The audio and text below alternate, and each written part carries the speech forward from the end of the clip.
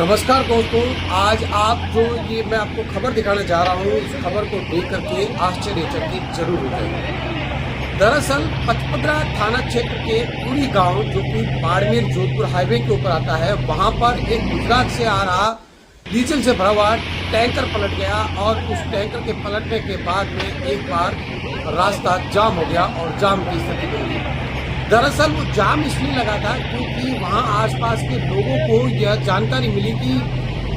जो डीजल है, ये डीजल टैंकर से रिसाव हो रहा है और उसकी लूटने के लिए लोगों की लंबी कतारें लग गई। जिसके हाथ में जो बर्तन आया, उस बर्तन को लेकर के वह टैंकर के पास पहुंचा और डीजल को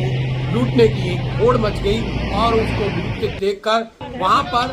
जाम सा माहौल हो गया। हालांकि घटना की जानकारी मिलने के बाद पुलिस पचपदरा मौके पर पहुंची और टैंकर को क्रेन से हटा करके वहां से भीड़ को तितर बितर किया। दरअसल आप इस लूट के जो वीडियो है, इसको देख करके ताज्जुब भी करेंगे, हैरान भी करेंगे कि किस तरीके से डीजल को लूटने की एक होड़ मच गई। हालांकि हमें इस चीज का भी ध्यान रखना चाहिए था कि डीजल का टैंकर जो है वो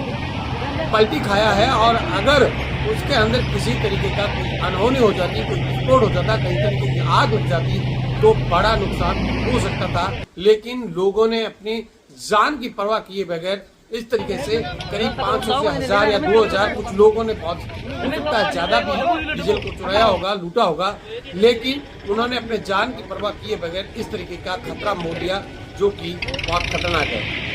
हालांकि पचपदरा थाना पुलिस ने इस पूरे मामले में संज्ञान लेते हुए टैंकर को हटा दिया है और इसके साथ ही साथ उसको क्रेन की मदद से सीधा करवा दिया गया है। इसमें सबसे अहम बात ये भी है कि इस पूरे मामले में किसी तरीके की जन हानि नहीं हुई, क्योंकि पलटने के बाद जो डीजल टैंकर का ड्राइवर था वो सुरक्षित बताया जा रहा है। पचपदरा थाना पुलिस ने इस पूरे मामले में अपने आधार पर इस टैंकर को हटा करके मामले की जांच शुरू कर दी है। तो वहीं अब ये देखने वाली बात होगी कि जो लूटा गया डीजल है उसको टैंकर का मालिक वापस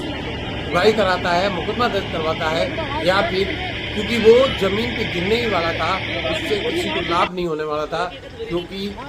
जो जमीन पे गिर रहा था उसी को स्थानीय ग्रामीणों ने लूटा है। हालांकि हम इस घटना को सही कतई नहीं बताते हैं और इसके साथ ही साथ हम ये अपील भी करना चाहते हैं कि इस तरीके के कई बार हादसे होते हैं और उस हादसे के बाद में कोई बड़ा हादसा हो सकता था। इसलिए हमें इस तरीके से मामूली से लालच में नहीं आना चाहिए और नहीं आकर के अपनी जान को जोखिम में डालना चाहिए। धन्यवाद।